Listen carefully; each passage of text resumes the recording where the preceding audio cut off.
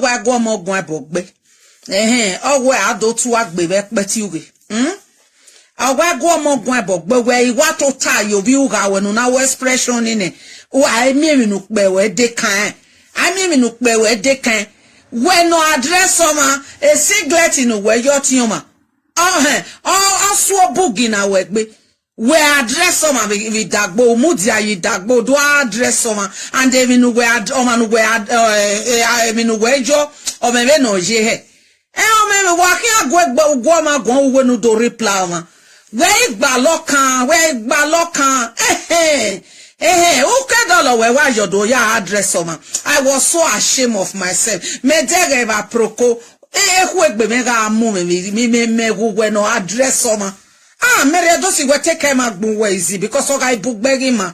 Ukpo wa je dojore, o wa je dojore. We no wa gu no ma joga e ma de okay. We no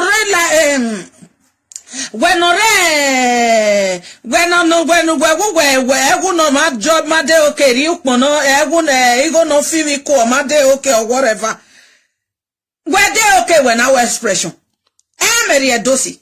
Where my boy when our expression what check my bon where is he?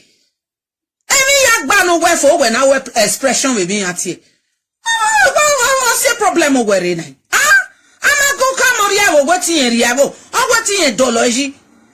Do man by when no, don't know my large social media. My social media, what a baby answer way. Go tornado. I walk begedian. I walk begedian. No, pay ya wa je dojore. O wa to ebe no to a big guy. O wa to ebe no giving at ye. Beno ikolo to ebe na. O wa je dojore. I make up panu pe we bege. Ave mi o.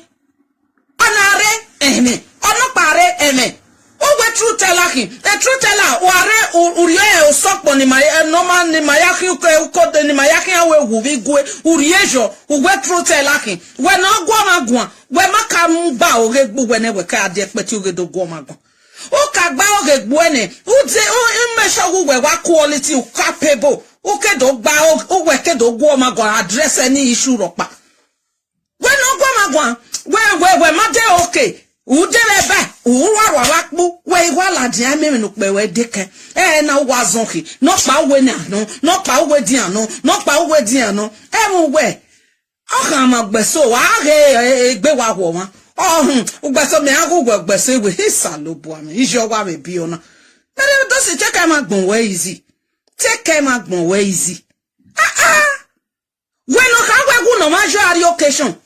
What is wrong with that dress? Because it's an English dress, for God's sake. They may not wrong with a dressing in Ojo no de. No, but when I jet dojore, uwe la di mame dame, ona waje di o sonti wa ya hame.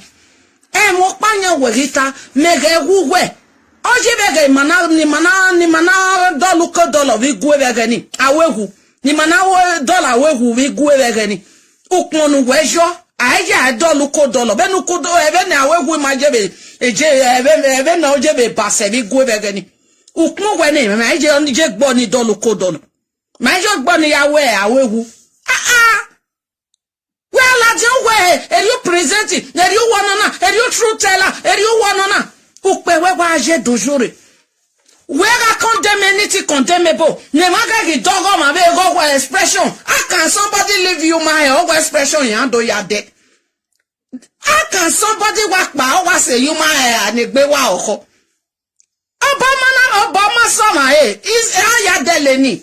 Why mama be de okay? Aya deleni mere dosi. Where agbo dan your work wodo. But we total wani upe we kwa je dojo de mo ke ma be yaria e ba ke doni wa do expression wa ke won na wa do expression ma ne gbe ma no bo ma be so all the expression me re dosi no si biere ya e kun agwo ti wa gbo ga ibugbe hitian o e so no ro na gwo be su gwo de gbe mo la social media agwo ne me fo wa de gbe aso lo be ladian wo sunu dawe Bosu no that way. Iya je Holland na no gwe magbe Mary dosi. Esther no be edokapayi yen de Holland. when we be on the benjo payan. Ni mega wo gbalo menu we agbalo meri edosi because oga ibugbegi tian o. Oga ibugbegi tian o. Nu take ma gbon we ezi bi si ewo. Wa gbalo damu ne meri edosi because I mo dowo wa obe bobo be si ugberere no ma. O me mo dowo wa omo bo si ugberere. Ugberere ugwena because you don't have a man. No we wo tota. O si e hu afo ma me no be je. Eme no really quite ogi ta because who vane. I want to go ma ho pana. Okpa meri edosi nu take ma pon waisi. He didn't want to bury your tenedo. Eria ma fi hunu ebo gba wa kan we kan egbenu ya fi pe arie. Bogi kan we kan ni eria ma fi eria mari me ba we o eria ma wona na o upe we wa aje dojure. O wa aje dojure. O wa aje dojure. Wego manu weka we ewu nojo it was not okay. Wego ponu wejo le dene nania. Ha saloba abe we me ge pon adio no na ni yo na gie ma wa. Nu wa go pon ni meri edosi yo ye kun ya address o ma. Meri edosi check ma gbon we si because owo we o wa me no je he. I mara doro ye we na because igar we ni re no because o nyogbe so me mai ni de saga. But take ma gbon we easy. Hey na erigwaje,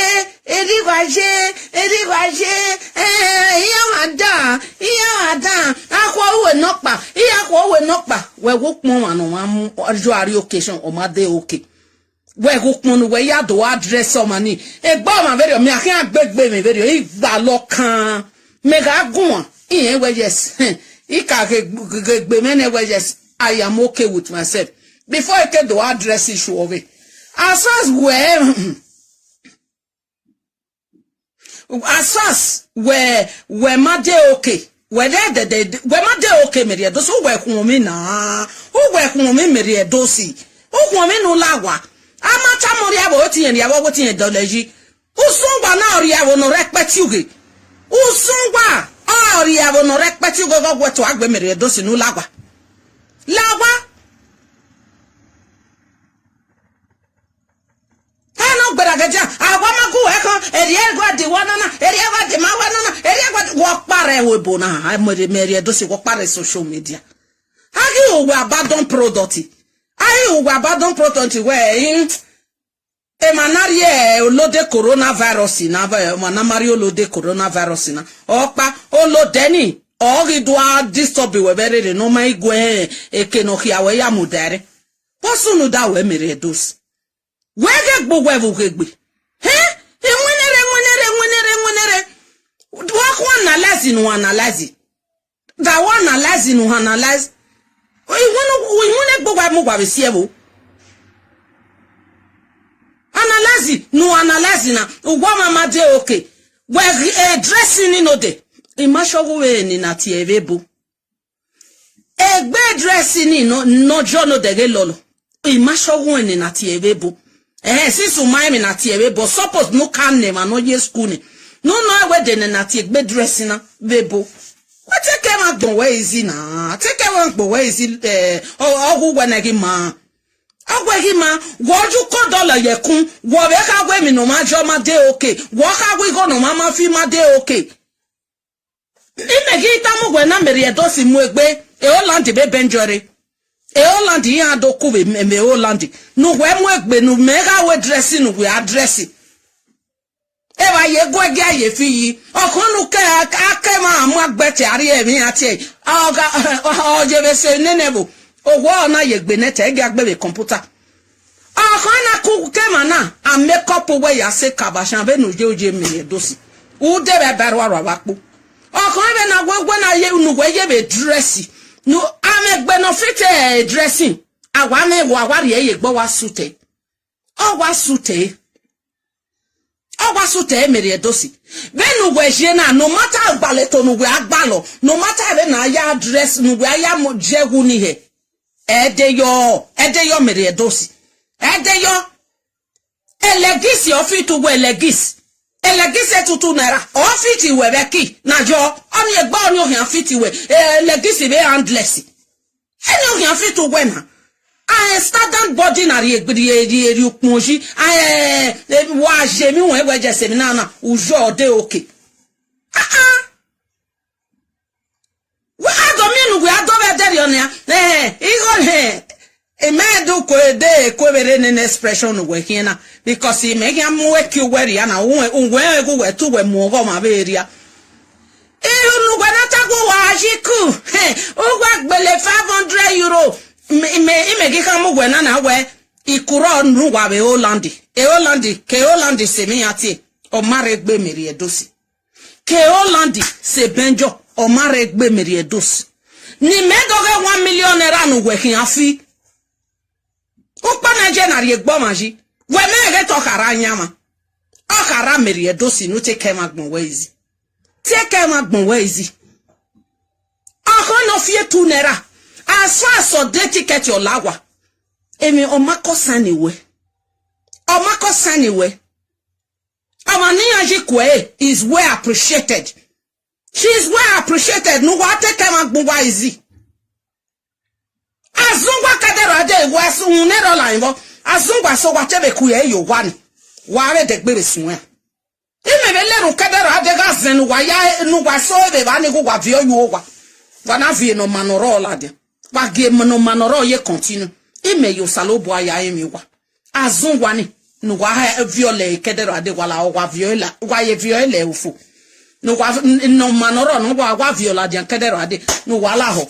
Nu wa ye vie no manoro la de. Nu wa se ne manoro azen nu wa yari yani since de. Nu wa se ne ayo wa. Nu wa vie no manoro la de. Bokina meri edosi. Wega gaje dojo rene. Enike ya rido agun. Wosunu dawe. Wo pa repeti uga. Ade mi oru emi oru pa no we mi no de okay ba we and we no nia. Me ne ma me be gbogbo o. I no just know. Ima mi ni ami be gbo ni ana ye dami inyogun ni peke na bo hunu. Ebe no magbanu no ko no ladia. Eria mama figo se, eria ma wanana, eria disgrace da fo eria ma disgrace da eme dengwa ladia no wa harakwa. O wa harakwa. No de me get the video. E man na be ke iwa be total you na man na total you know de. Throughout yan kedo true. I makpa gbe ba Ghana. E fo make an do yo na de gbe charger. Ega ni esa yaku. I mekpa gbe na siegi ye ke na sun mentobi me na igagbe e man e gwa be aje no de mi aga aku. I was so happy. But everybody welcome her. They were not love her everywhere. Welcome Mary edosi. Welcome okay, upon ya no job la video ni wodele obo wana do video. Vai no fake laugh. Ngwenere gwe mi no fake laugh.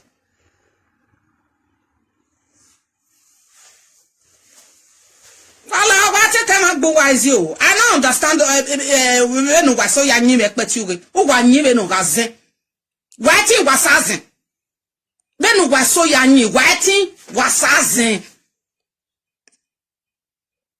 Ni are review we gume ni do ya mo gwa wa koka konu gwa dia. Wa ti wasazen.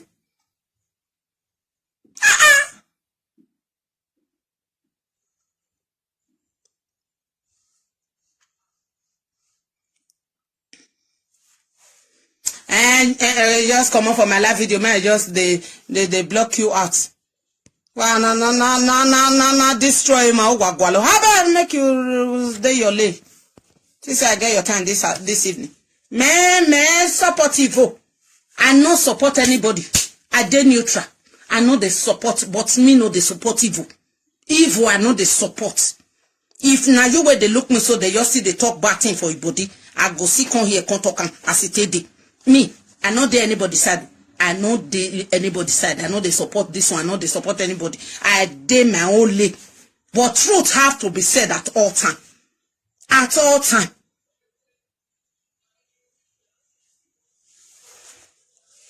Oh, come. When on ya, when makpa. Even at a beg we na. Ogwe we mere dosi wasi ogwe manage ticket UK or a ticket Dublin or a ticket Manchester no we are. Okay, only me bolo for. Benjo young woman ne France be. Where there will be first so zedin and we working with Paris. No way yak bele 500 euro no we are fee. No yak bele ukbo Nigeria na riek bomaji. Bata logine. Where education is a very no video we. Ama weta da we dressing no agi dressing agbo na ma emi agbo de.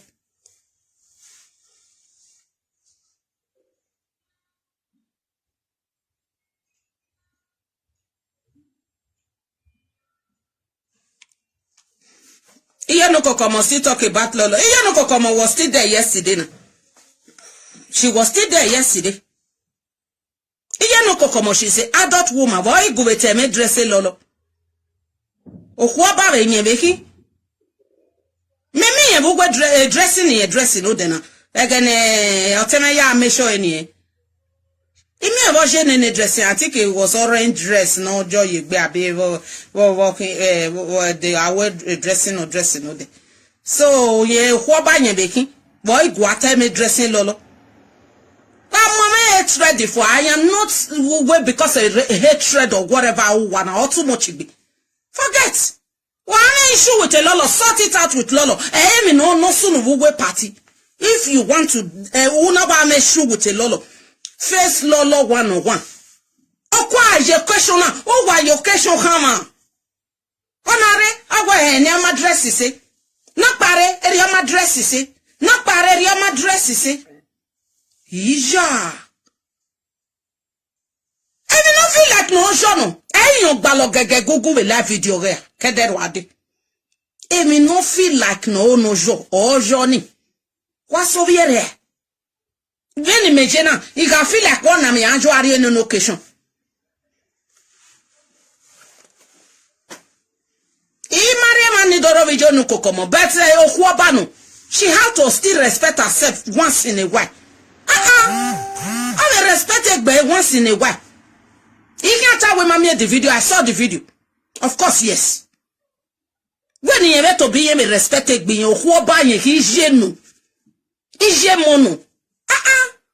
Eugene Beka go, but Nigena support not better when Nana Wauna, I no back.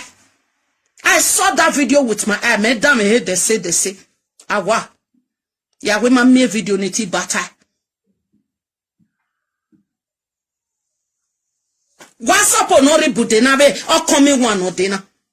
But I want na be who banoro. What if person go talk now? What if person go talk put? One in ni who banoro, wa mati my emiagun.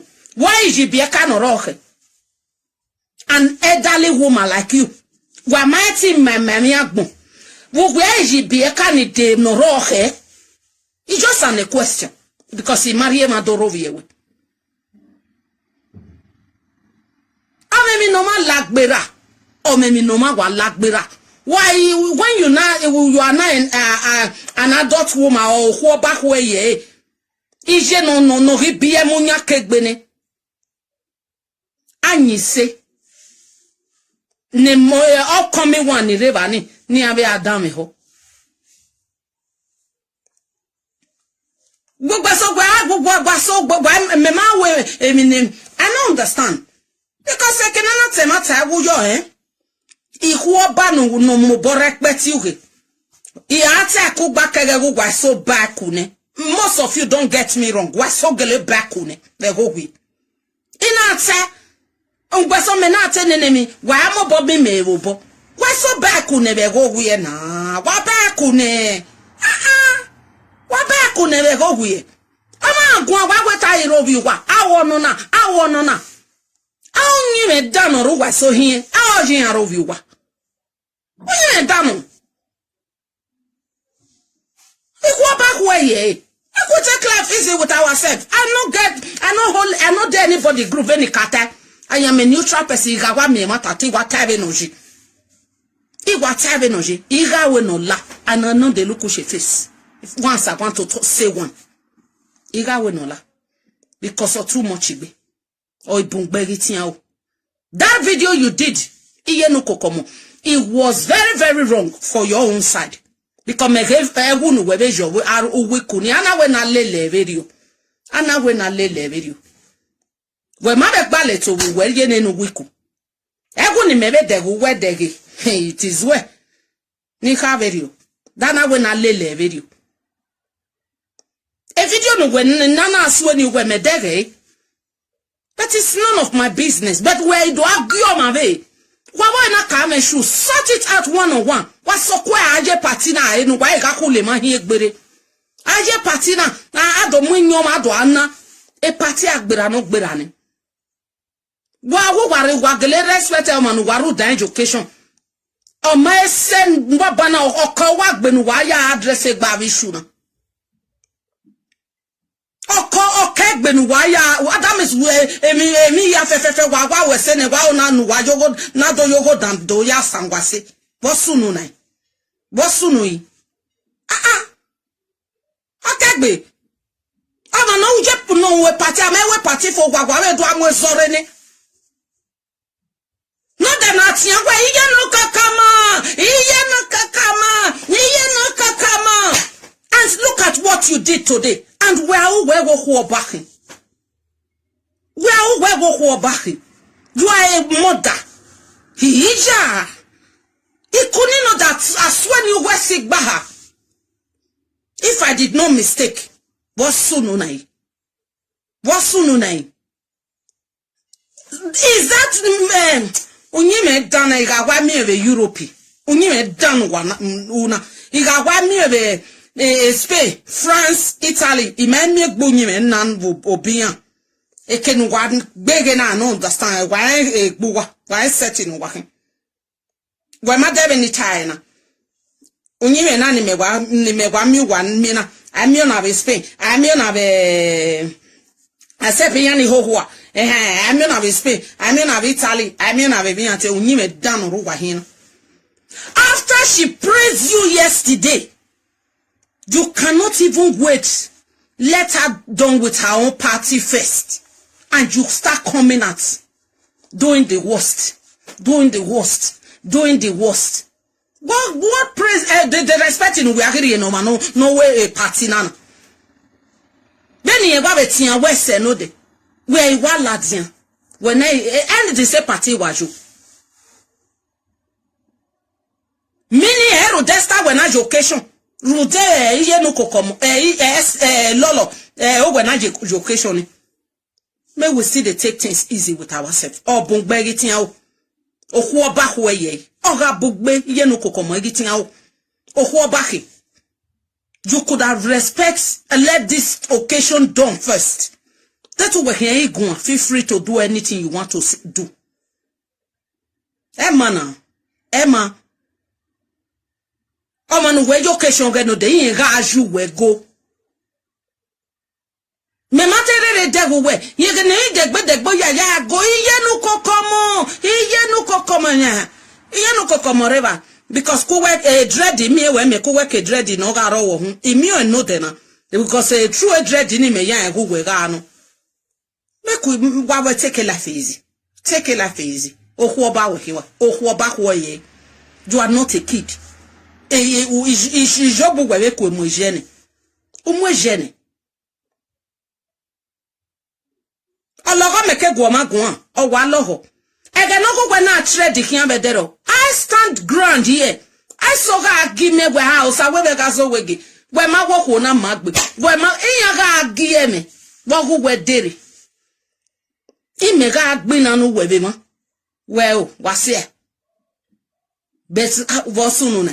What did they happen? Eh?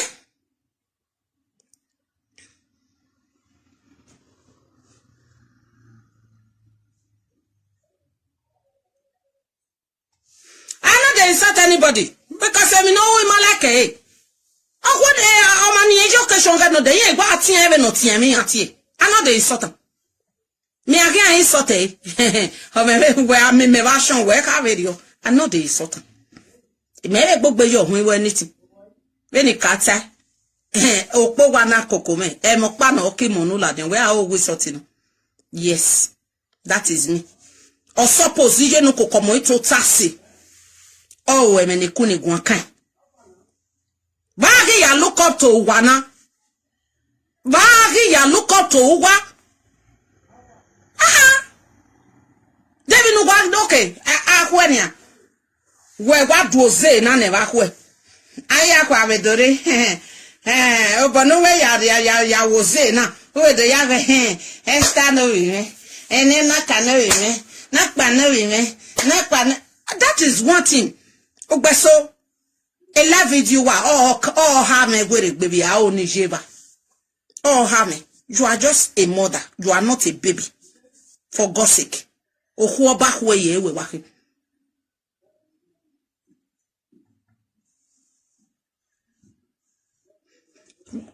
Even the clothes she was putting on. Me dege ya no dena. Egbena material prove it. Nisira work but you well at me mana. Because every video I tag it and I save all of them.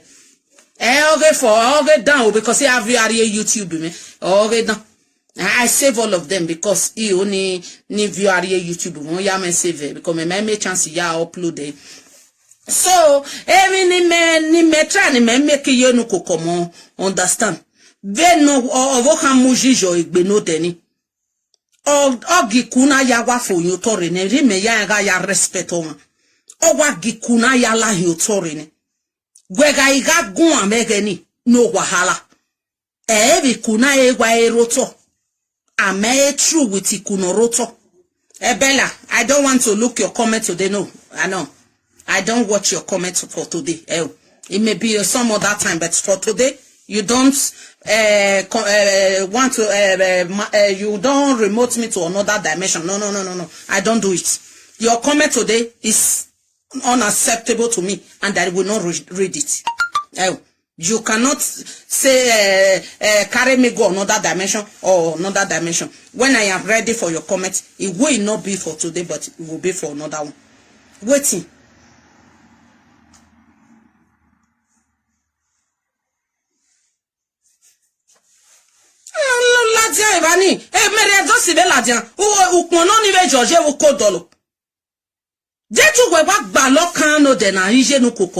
I could have said where he matter no a dressing where dressing there was one time. It was perfect. Come the best, among best. That is why so why women wakage buwagene wake ayo be show example aside. Yes. We are your question kagbalokan we are dori bude no ma. Akayage a dressing where dressing a vocation. I a dressing where vocation. Then where our he or gelewa dressing can. Where my devil near talking Mama Beatrice na. Our time when Mama Beatrice dress very good. And Mama Beatrice in Aladdin don't go anybody go. Nobody will challenge her. Take it, all of it. Nobody will challenge her. And when Mama dress even no heke. We do Aladdin do agon. Wala ho na. Wala ho.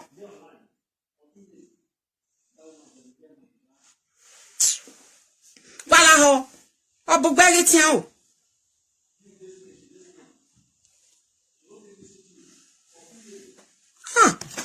We no Aladdin we me gioman. Who ka wa be dress up wenesi. Dress your dressing wear. We are baligeleni. No one me no fear. Oga igele de na mo agban seyimi. Yes. Igele ni. Fio wa bona. Fio wa bona. Then we will know yes, you want to address issue. Because I many me ya de we vocation no de. It is where one. When Allah di ame dene na do agioma, it looks somehow. I am highly disappointed. Disappointed. I am totally highly disappointed. And when I do not call Wesson, the make come a pro godfather baba no more dressing well at it. Or the metobi made the tamama no fear lad. Because I don't like when you try to bring somebody that humiliates people when they went to occasion for happiness. Walking. Is it not the that means a hero desta when I arrive? A dressing no major way ya give it. God bless you, my darling. A dressing no majo where ya give ba. Ni Mary Edos, even the dress where Mary Edos dress self. May you ma benita we ma ya dollar we awe ma be go begani. A dressing in Mary Edos ya la dia na no na aka wo e mi no majo go ma de okay. Uko dollar ni ma lovi gue awe ni ma lovi gue. A dress my kwebeje gboni ya pentuke don. Can you imagine nonsense? I'll get a body my frustration expression ukini or kodo he and ya whereby. Can you imagine? All of them no boy they can or target Cho all over the place. What we now? Because all do too much igbe. Mama mana go back one egbe ranwa.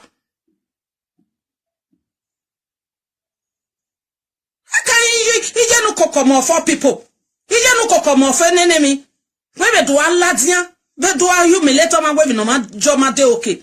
And the one you put on was not really good for my liking. And we do atamoma go my de okay. What's more? A singlet we be no dena. No we no the material ga no. A material ga no. I don't look people face before I say the truth. I said to you only here we're busy with. Where we let you do a tamama when you're no where you be material no material in a besebe na deve baba swani market. Even a swani market ana delo vegani. Yeah. Oh we baloka. Ya nigga rugwe question no de if I was be Nigeria no the gallants when my dege princess everywhere but they ya balokana we do atamo we mi no majo ma de okay ha ya wa po bi ga bi onwa ateke ma gbo wa easy be see take easy.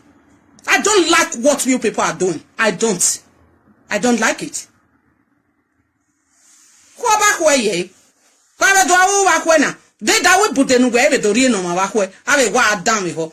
You as a woman is misbehaving like this. What did you expect from the younger ones? You as a mother misbehaving like this. What did you expect from the younger ones? Wa wunya monyimi. Wa ihu ba ne ro iwa wosise. Wa do atamo ma we no mala wa. Da wo lagwa me no niki. Da wo lagwa me no niki. Abwa me gwa mi don dan yo danre. Ihu ba ho here. Can you imagine? I get match, my sister. Blessing God. I get matty.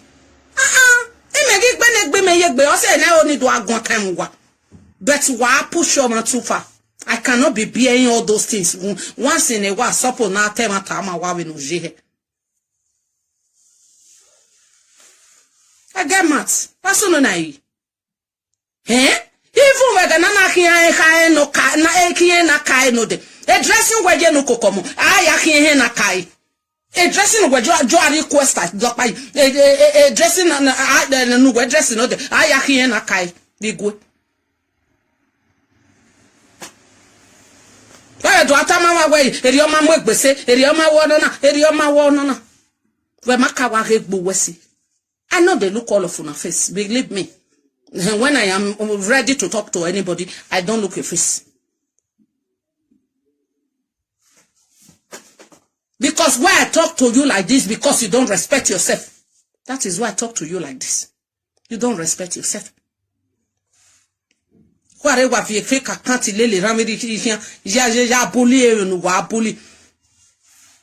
course, she the Zuzu. Everyone they don't know how to talk, or they are Zuzu. Eh? Okay, Allah me mana do atale kweme. Igwe ni mena akin na kai. Ege na akin na kai. Egbe wo ni measure ege ni akin na kai. That is it. Forget it. Ime yegbe me kagie. Egbe wo no gwejo ari occasion ni. Eme yakin na kai. Yeah. Why do Allah gender when that is called English words. Hey, bed dressing you feel like no jo. Ni give back balo can be live video ni de no give. I don't like you. Why go me turn me be na. You understand? Egba oni wa no. Bed dressing we.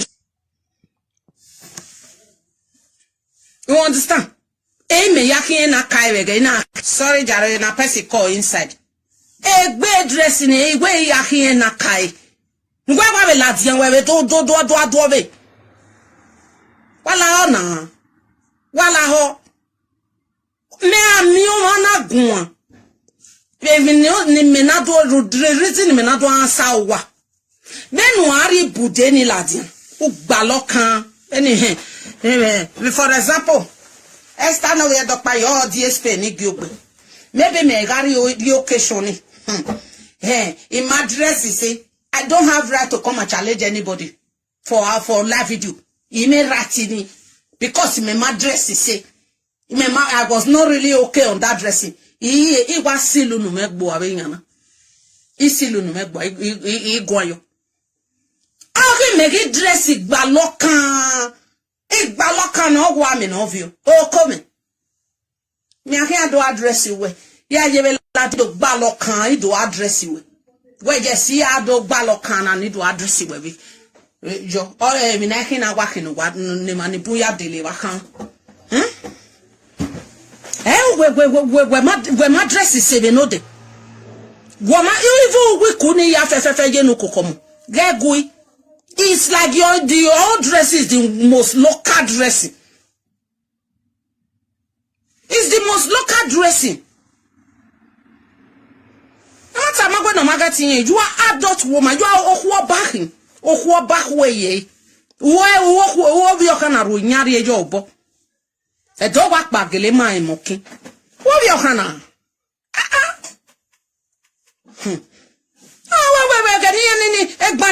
Gbanjo. Ana ki egbokun ni. We me no gbanjo. Wa ro shodi oke. Ni bi gba iga fi ege gogo yen. Gbanjo. Eva ni ana degbe ewu ni nu wejo no de. Eva ni ana degbe ewu ni. Aga me de dosi no ro yen de ma bo ma we. Everybody know yes oni. He's talking out of frustration. Awa han we just ogo ni ma bo ma we. Out of frustration ni ya towe. Cause ya wo a video ni mi eva proko concerning why ma ilake I watogi. Ya we like it ogi. Imalake. Every time. Ukpo na je na ri egbo maji.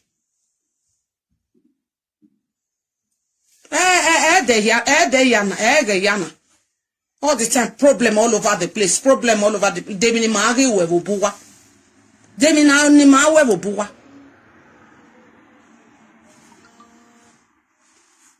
Wa me shoe with oma. Who was sote one-on-one.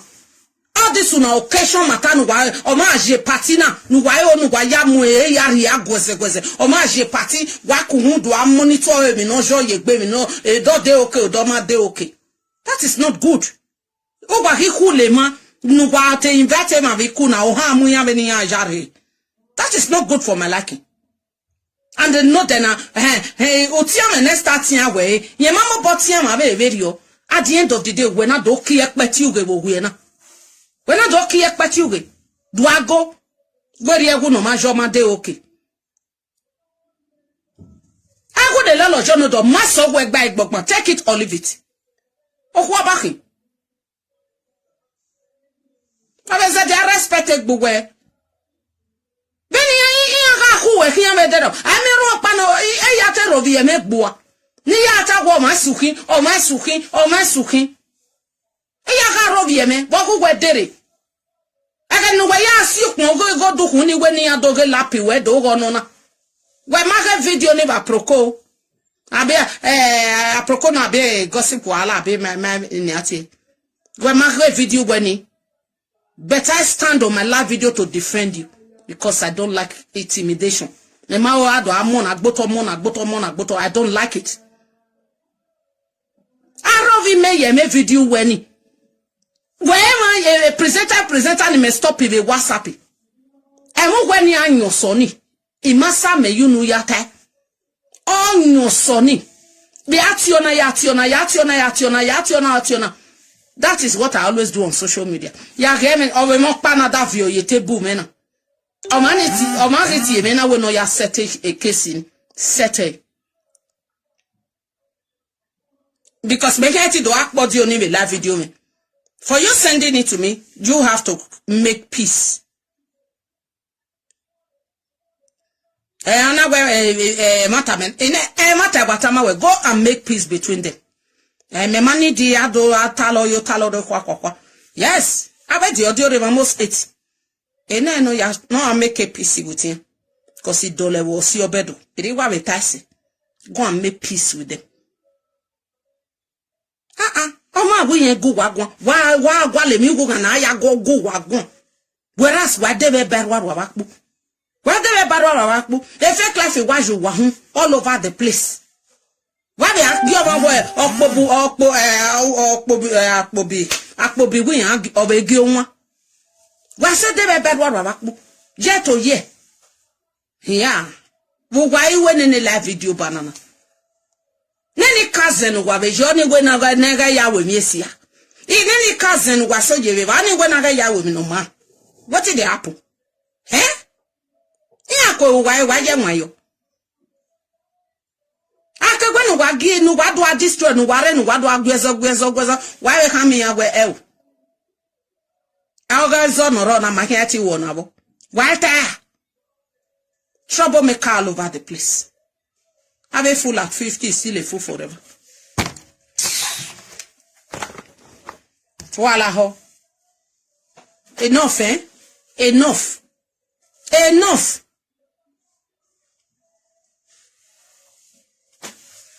Awa nikigo le loma. Even such occasion, they just go there to jubilate, to dance, to do this one. If 5 naira is money, or 10 naira is money, because you don't walk one. I mean, no, you no really come feel wiku. Walk one. A lot no man wadamula jana. It's not acceptable to me. A lot done. Paladian, oh, wagige ni ma yanijo question. Wage ma yanijo question. Ge ma yanijo question. Agie dan dogele le rambi here. Walking. Wagaiti eva viku. Agi me no gijo. Iba bomos la waso gbebe wani. Wakin susu le lekpeti yuge unero la yibo. Waso hin susu le lekpeti yuge. Oh, how you get invite of vocation? Is that a good thing? Is that a good thing? How okay? A presenter, never see a the occasion. Ah, the occasion what a fanamotien so Allah who was so beviva, unero live. Ah, the occasion, a fanamotien, also do Allah who was so be. Heno mavu again, hene mavu. I idiot fellow, unero live. I won't no kiro no jilawa, unwisusu. I won't done. Laho. Then over what dress is another. You're looking beautiful. I was so admiring that dress. I don't know what is most of you guys' problem. Are they okay? He was looking great on that dress. Oh, why ye Nigeria? I wear do to the word that my ya tebe go na wear. I do to the word the very. Oh, why ye ke dressing? Why maybe na ya dress here? Mosita igele occasion. Must that person tie igele to occasion, or must that person maybe na ya put in why? Ogbalele si yegbe kan. Even someone like even so like English dress, just simple dress. Put it on and go where they are going. Just simple dress. Understand though. Even the system Sandra no ga gbe the first day ni aso we double. Ni ejo ni o carry so we forget you. Oh ne Sandra ni wajo obede the sister Sandra ni no ya carry so we ni ogbe wenyawe. after the respect and everything. After the we no respect you, we no tie ni we se we kuni no de. We ye ladian. Do try no do unya. I'm not the laugh again a truth now. That our sister Sandra. A dressing and ready ni. No ya no gele ya bomb and better on it. O massa ni je no kokomojo ari occasion. Yes, I said that. Iwa tabe noji.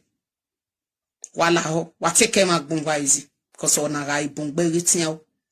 O bungbe ritin o. O gbo na ro ngwe na mere edosi. O khion bi okwo ye social media. O pe we ga je dojore. O miene ha, o miene ha, o miene ha, o miene ha. O pe we ya ga de. Be no bi okwo tu vero. O pe we ya ga te, o ga de. Anemi no pe we de kan. We ga igare side expression we ni ukpe we ni ogwa aje dojore ho come amagwe no ga kin expression oboro paro no gbodan yo we gi win egbo we wa mo we mere edosi more the expression no we petu more die no be lucky wo we de o we de no gi win egbo e mo we de agbe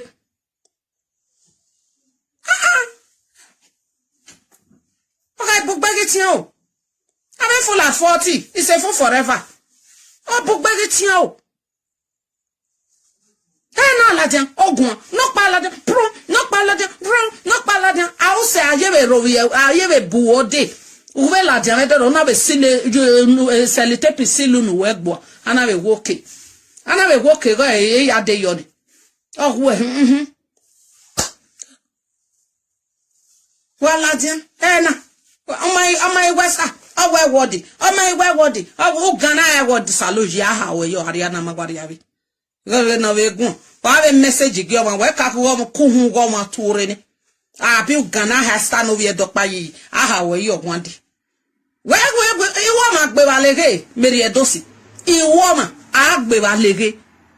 When my Viesta not you. Forget you. I woman, I Bevalege, or maybe no ma few bayi, or maybe no ma few bayi. Trouble. You understand? So wala ho, ime watabe noji. Wa ma oye magbunwa. Wa ma oye magbunwa.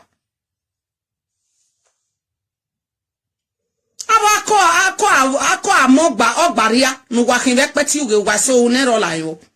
Abako amogbaria wa amemi akona no gbavo veke nu waje akona gba akona mo obe gbavo ero nu wa so wewa.